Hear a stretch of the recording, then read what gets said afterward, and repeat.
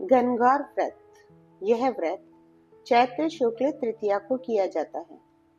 इसी दिन भगवान शंकर ने अपनी अर्धांगिनी पार्वती जी को तथा पार्वती जी ने तमाम स्त्रियों को सौभाग्यवती होने का वर दिया था।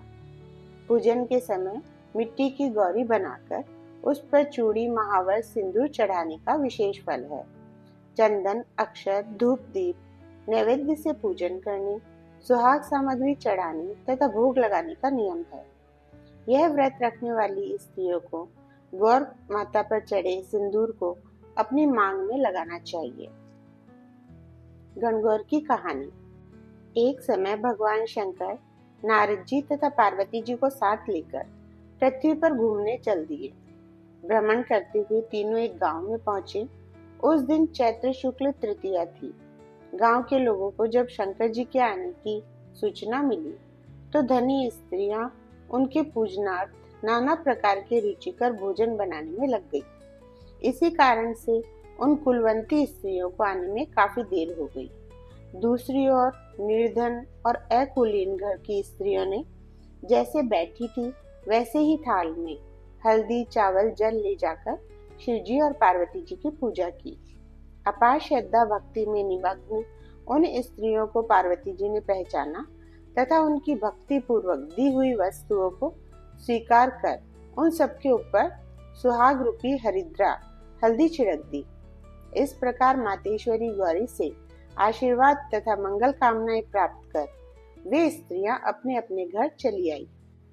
तत्पश्चात कुलवंती स्त्रियां 16 श्रृंगार 56 प्रकार के व्यंजन सोने के थाल में सजाकर आई। तब भगवान शंकर ने शंका व्यक्त करते हुए कहा, पार्वती जी, आपने तमाम सुहाग प्रसाद तो साधारण स्त्रियों में बांट दिया, अब इन सबको क्या दोगी?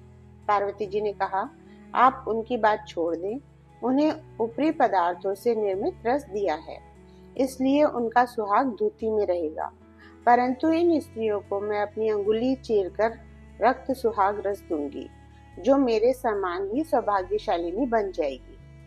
अस्तु, जब कुलीन स्त्रियां शिवजी पार्वती जी का पूजन कर चुकी तो देवी पार्वती जी ने अपनी अंगुली चीरकर उसके रक्त को उनके ऊपर छिड़क दिया और कहा, तुम सब वस्त्राभरणों का परित्याग कर मोह माया से रहित हो तथा तन मन धन से पति सेवा करना, तुम्हें अखंड सौभाग्य की प्राप्ति होगी। भवानी का यह आशीर्वचन सुनकर तथा प्रणाम करके कुलीन स्त्रियां भी अपने अपने घर लौट आई तथा पति परायणा बन गई।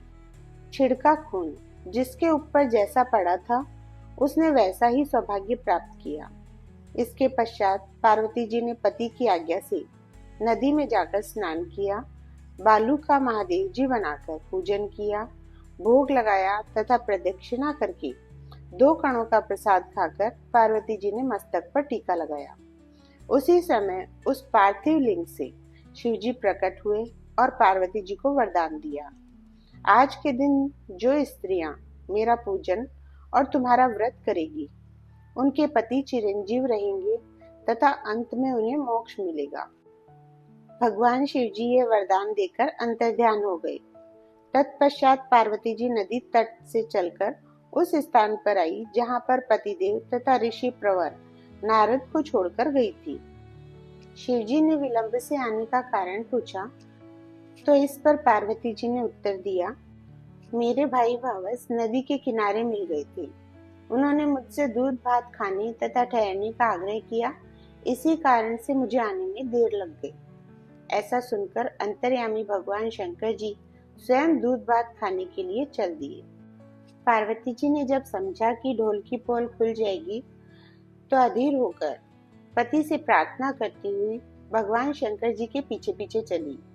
पार्वती जी ने जब नदी की ओर देखा तो पाया कि एक सुंदर माया का महल बना हुआ है, जिसमें शिवजी के साले और सलहज विद्यमान थे। ये लोग जब वहां पहुंचे तो उन लोगों ने अगवानी तथा स्वागत सत्कार किया। 2 दिन तक तीनों ने उनका आतिथ्य ग्रहण किया। तीसरे दिन सुबह पार्वती जी के द्वारा किए हुए चलने के आग्रह को ठुकरा दिया।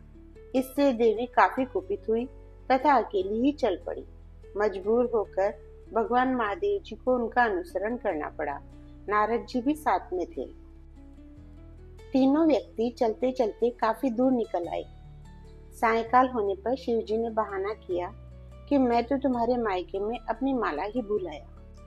इस पर माता पार्वती जी माला लाने को तैयार हुई, किंतु शिव जी की आज्ञा न होने से और उनके मना करने से न जा सकी। नारद जी वहां गए। जाकर देखते हैं कि वहां न कहीं महल का नामो निशान है, न कहीं माला, वरन घोर अंधकार में नरशंस हिंसक पशु विचरण कर रहे हैं। इस अंधकारपूर्ण डरावने वातावरण को देख नारद जी बहुत आश्चर्यचकित हुए। तत्क्षण अचानक बिजली के चमकने से वृक्ष पर टंगी माला दिखाई दी। उसे लेकर महामुनि भयातुर अवस्था में शीघ्र ही भगवान शिव जी के पास आए और अपनी विपत्ति का आदोपांत वर्णन कह सुनाया। इस प्रसंग को सुनकर हंसते हुए भगवान शिव जी ने नारद जी से उसका आदि मूल कारण बताया। हे मुनि, आपने जो कुछ भी दृश्य देखा वह पार्वती जी की अनोखी माया का प्रतिफल है। वे अपने पार्थिव पूजन की बात को आपसे गुप्त रखना चाहती थी, इसलिए उन्होंने झूठा बहाना बनाया था। फिर उस असत्य को सत्य करने के लिए उन्होंने अपने पतिव्रत धर्म की शक्ति से झूठे महल की रचना की। इसलिए सच्चाई को उभारने के लिए ही मैंने माला लाने के लिए तुम्हें दोबारा उस स्थान पर भेजा था। ऐसा जानकर महर्षि नारद जी ने माता पार्वती जी के पतिव्रत प्रभाव से उत्पन्न घटना की मुक्त कंठ से प्रशंसा की। जहाँ तक उनके द्वारा पूजन की बात को छिपाने का सवाल है, वह भी समाचीन ही जान पड़ता है, क्योंकि पूजा छिपकर ही करनी चाहिए। माता पार्वती जी ने कहा, मेरा यह आशीर्वाद है कि जो स्त्रियां इस दिन को गुप्त रूप से पति का पूजन कार्य संपादित करेगी, उनकी कृपा से समस्त मनोकामनाओं की पूर्ति होगी तथा उनके पति भी चिरंजीवी होंगे। क्योंकि पार्वती जी ने व्रत को छिपाकर किया था, उसी परंपरा के अनुसार आज भी पूजन के अवसर पर पुरुष उपस्थित नहीं रहते हैं। जय हो गणगौर मैया की।